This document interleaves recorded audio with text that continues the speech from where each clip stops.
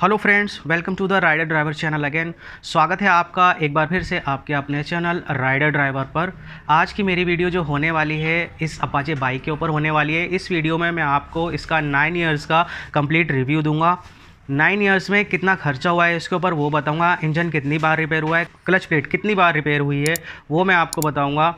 इसके साथ ही माइलेज क्या है वो बताऊंगा, किसको लेनी चाहिए किसको नहीं लेनी चाहिए वो भी बताऊंगा, क्या टूरिंग पर्पस के लिए बेस्ट बाइक है ये भी मैं आपको बताऊंगा। तो चैनल पर बने रहें। बट इससे पहले आप सभी का एक बार फिर से तहे दिल से मैं शुक्रगुजार हूं कि आपने चैनल को सब्सक्राइब किया, बिना किसी लालच के वीडियो को पसंद किया, उसके लिए भी, चाहे वो ड्राइवर हों चाहे वो मेरे राइडर भाई हों। तो गाइस सबसे पहले बात कर लेते हैं हम अपाचे की स्पेसिफिकेशन के ऊपर। अपाचे में जो पहले इंजन आता था वो था 4 स्ट्रोक 159.7 सीसी का air cooled single cylinder engine, जो निकाल करके देता था मैक्सिमम पावर 15.2 bhp की 8,500 आरपीएम पर। मैक्सिमम टॉर्क जो था इसका 13.1 न्यूटन मीटर्स का था 6,000 आरपीएम पर। स्टार्टिंग टाइप की बात करें तो ये किक स्टार्ट और सेल्फ स्टार्ट दोनों ही ऑप्शन के साथ अवेलेबल थी।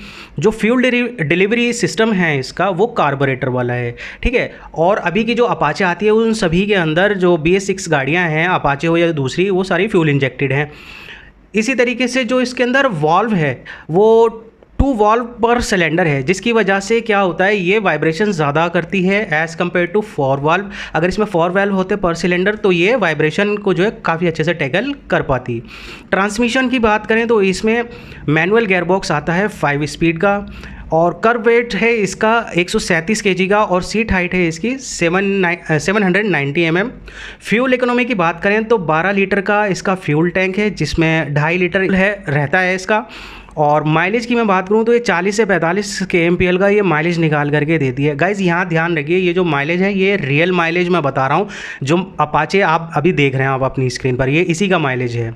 इसी तरीके से जो व्हील सेक्शन है इसमें 17 इंचज़ के अलॉय व्हील्स आते हैं। जो फ्रंट वाले टायर का साइज़ है वो इसका 90 बाई 90 इंटू 17 इंचज़, और रियर का जो है 180 बाई 17 इंचज़। सस्पेंशन की बात करें तो फ्रंट में इसका टेलीस्कोपिक फोर्क 105 mm का, और रियर सस्पेंशन जो है वो monotube inverted gas field shock MIG spring के साथ इसका रियर वाला सस्पेंशन है।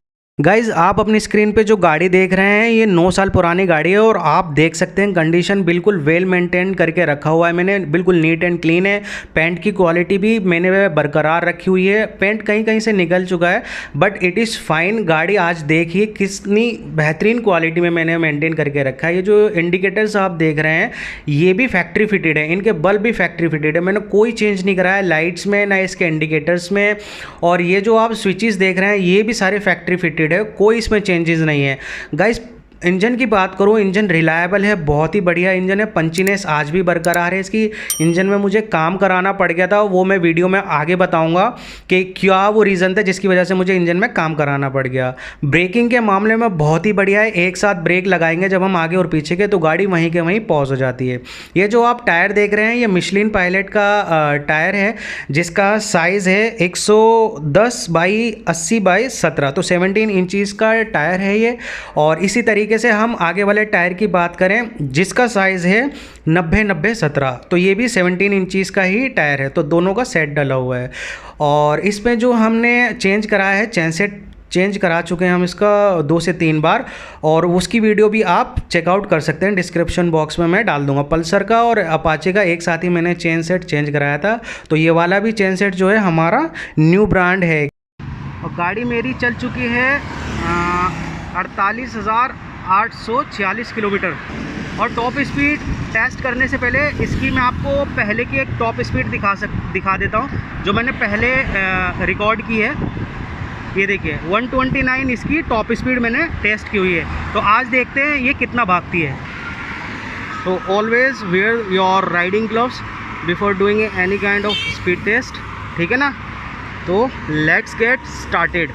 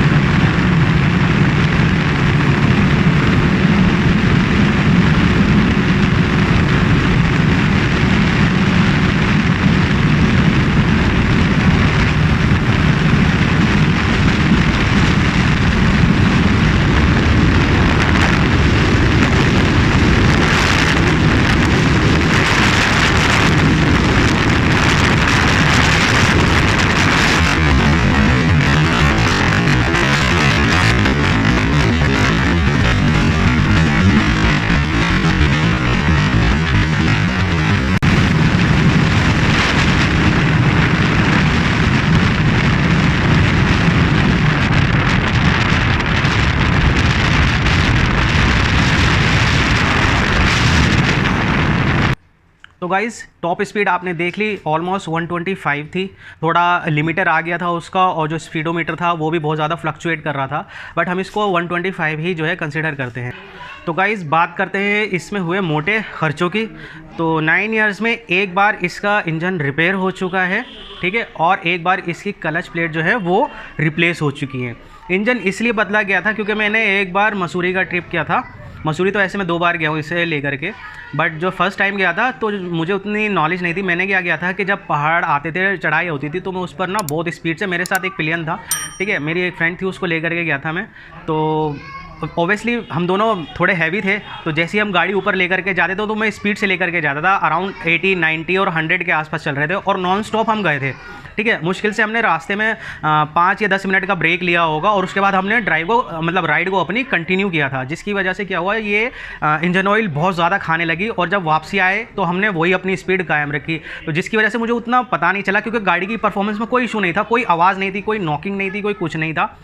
तो जब फाइनली 3-4 दिन हो गए तो मुझे पता लगा कि इसमें से फिर एक साउंड आने लगी। फिर मैंने मैकेनिक को दिखाया, तो उसने बोला कि भैया इंजन तो आपका गया। तो वो एक सबसे बड़ा खर्चा था इसका, 9,000 साढ़े 9,000 के आसपास लगे थे इसमें।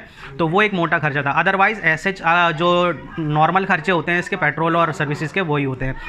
इसकी जो सर्विस होती है वो मैं कराता हूँ, मेरे एक मैकेनिक है, मतलब 2007 से मैं वहीं गाड़ी करा रहा हूँ, ठीक है। मेरी पल्सर थी, उसकी भी जो सर्विस है वो वहीं से होती थी।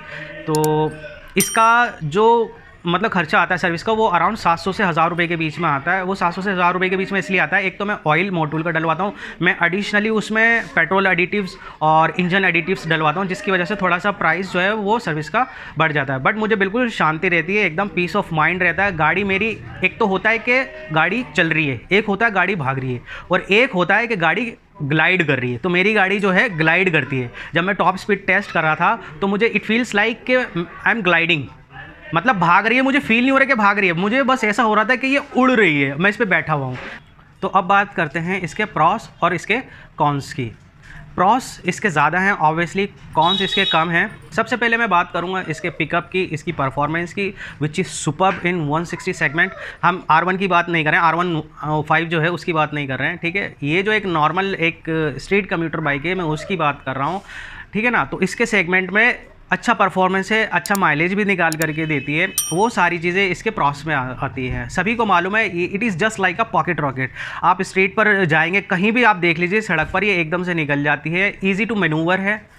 सेकेंड चीज़ जो है इसका लो मेंटेनेंस, कोई ऐसा इसके अंदर खर्चा नहीं आता है गाइस कि इसको रखना बहुत ज़्यादा मुश्किल भरा हो। बट हाँ, स्लाइटली इसका जो एवरेज है वो थोड़ा कम है, क्योंकि ये कार्बोरेटर वेरिएंट है। अभी जो BS6 वाला वेरिएंट आ रहा है उसमें जो माइलेज है वो थोड़ा इंप्रूव हो चुका है। अगर इसकी माइलेज की बात करें तो ये अराउंड 42-45 का माइलेज निकाल के देती है मुझे, विच इज़ वेरी गुड। तो मेरे लिए बहुत अच्छा है, मुझे कोई इससे शिकायत नहीं है इसके माइलेज को लेकर के। क्वालिटी की मैं बात करूँ, क्वालिटी और बिल्ड क्वालिटी इसकी इट इज़ गुड, कोई ऐसे इशू नहीं है। मेरी गाड़ी में आज भी जो है फैक्ट्री फिटेड स्विच ही लगे हैं 9 ईयर से, तो कोई चेंजेस नहीं किया है। और मैं गाड़ी जो है अपनी स्टॉक कंडीशन में रखता हूँ, ठीक है। स्विचेस आपने देखे होंगे वीडियो के अंदर, तो ये सारी जो है मेरी गाड़ी बिल्कुल स्टॉक कंडीशन में, मैंने कुछ इसमें छेड़छाड़ी नहीं की हुई है इसके अंदर। हाँ, इसके जो टायर्स हैं वो दोनों बदल चुके हैं, मिशलिन पायलट के इसमें दोनों सेट लगे हैं, वो मैंने आपको दिखाई दिया है वीडियो के अंदर। तो ये इसके जितने भी हैं ये सारे मैं आपको बता रहा हूँ, ये सारे प्रॉस है, ये इसकी सारी जितनी भी हैं खूबियाँ हैं, ठीक है। अब बात करते हैं कुछ एक इसके कॉन्स की तरफ। तो कॉन्स मुझे सबसे पहले जो इसमें बुरा लगता है वो है इसका राइडिंग पोस्चर, ठीक है ना। इसका जो राइडिंग पोस्चर है वो ना तो लीन फॉरवर्ड है और ना ही अपराइट है, ठीक है ना। तो ये मुझे ऐसा फील होता है कि मैं कहीं ना कहीं गड्ढे में जा कर के बैठा हुआ हूँ, टू बी वेरी ऑनेस्ट, है ना। बट ऐसा नहीं है कि हर किसी को ऐसा ही फील होगा। दूसरी चीज़ मैं कहना चाहूँगा कि अगर आप बहुत ज़्यादा लंबे हैं तो इसको चलाने में थोड़ी सी दिक्कत हो सकती है, या आप बहुत ज़्यादा शॉर्ट हैं तो इसको चलाने में आपको डिस्कम्फर्ट हो सकता है। वाई? बिकॉज इसका जो क्लिप ऑन हैंडल बार है ना, वो उसका नेचर ही वैसा है। इस तरीके मतलब आपको बैठना पड़ेगा, कुछ इस तरीके से बैठना पड़ेगा, तो वो मुझे अनकंफर्टेबल लगता है थोड़ा सा, ठीक है ना। हो सकता है क्योंकि इस बाइक को स्पोर्टी लुक देना था, इस वजह से, हालांकि ये डेली कम्यूटर बाइक है, एक स्ट्रीट बाइक है, तो उसको जो है थोड़ा सा स्पोर्टी लुक देने के लिए क्लिप ऑन हैंडल बार्स का यूज़ किया गया, जिसकी वजह से वो फील आता है। सेकेंड, इसका जो कॉन्स है, यानी जो कमियाँ हैं इसके अंदर, वो ये कि आप इसको कंटिन्यू नहीं चला सकते।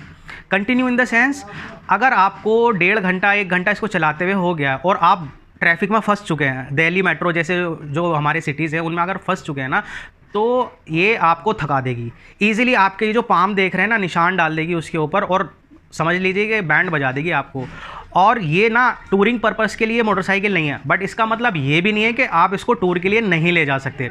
मैं अगर एक जो प्रॉपर नेचर होता है ना टूरर बाइक का, कि वो आराम से आपको पहुंचाए बिना थकाए हुए, जस्ट लाइक मेरी जो पल्सर क्लासिक है, मैंने उसको 300 साढ़े 300 किलोमीटर एक दिन में चलाया और वो मुझे बिल्कुल भी नहीं थकाती। बट अगर मैं इसको 100-150 किलोमीटर चला लूँगा तो मेरा मन करता है कि यार अब बस मैं लेट जाऊँ, मैं इसको कंटिन्यू नहीं कर पाता राइडिंग में, ठीक है ना। तो इसको जो है आप एज अ टूरर, मेरा पॉइंट ऑफ व्यू है कि एज अ टूरर आप इसको कंसिडर मत करो। ये एक basically daily commuter street bike है जो आपके डे टू डे काम में आने वाली है।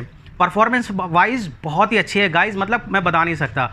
जो परफॉर्मेंस है, जो पिकअप है इसका ऑसम, ठीक है। इसके सेगमेंट में जितनी भी गाड़ियाँ आती हैं, मुझे जो पिकअप अच्छा लगा वो इसका अच्छा लगता है। इसके सेगमेंट में जो दूसरी गाड़ियाँ आती हैं उनका भी पिकअप ठीक ठाक है, जस्ट लाइक FZ हो गई है ना, बट उसका पिकअप इसके जैसा नहीं है। जिक्सर, अब आप समझ लीजिए जिक्सर को कोई, मैं नहीं देखता कि मार्केट में उतनी अवेलेबल है। दिल्ली जैसी, मैं मेट्रो की बात कर रहा हूँ, वो गाड़ी मुझे दिखती नहीं है अब ज़्यादा सड़कों पर। हालांकि उसका इंजन जो था वो बहुत ज़्यादा पंची था, है ना। खैर, अब बात हमारी अपाचे के ऊपर हो रही है, तो वीडियो को टॉपिक पर वापस लेकर के आते हैं।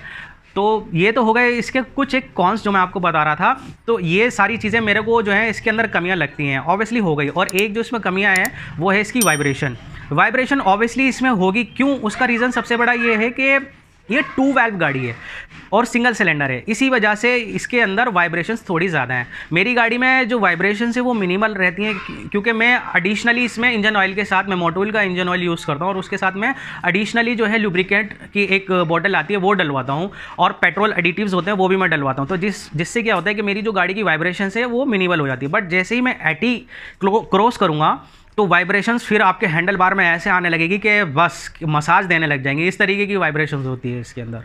तो फाइनल कंक्लूजन पे आते हैं गाइस। मेरे हिसाब से ये 160 सीसी या 150 सीसी के सेगमेंट के अंदर एकदम बेस्ट गाड़ी है, मस्ट बाय है, ठीक है। 790 mm का इसका सैडल हाइट है, जिनकी हाइट शॉर्ट है वो भी इनको इस गाड़ी को ईजिली चला सकते हैं। तो जिसने आज तक अपाचे नहीं खरीदी और वो ये सोचता है कि मैं अपाचे खरीद लूँ, तो मैं ये कहता हूँ कि आंखें बंद करो और ख़रीद लो। BS6 वाला जो वेरिएंट है उसमें तो पावर को कुछ और मतलब पॉइंट्स में दे करके उसकी पावर को इंक्रीज़ कर दिया गया है, तो मस्ट बाय। और अगर कार्बोरेटर वाली लेना चाहते हो तो वो भी वेल एंड गुड है, बहुत ही बढ़िया ऑप्शन है आपके लिए। तो गाइज़ ये था मेरी अपाचे 2015 का कंप्लीट रिव्यू। और जितने भी अपाचे लवर्स हैं, जिनके पास अपाचे हैं, वो ऑन करते हैं इस गाड़ी को, इसमें कोई दिक्कत आती है या कुछ आप पूछना चाहते हैं इस गाड़ी से रिलेटेड, कोई भी क्वेश्चन या कोई डाउट है, तो नीचे कमेंट सेक्शन में मुझे कमेंट करके ज़रूर बताएं। मिलते हैं फिर किसी दूसरी वीडियो में। Until then bye bye, ride safe, drive safe.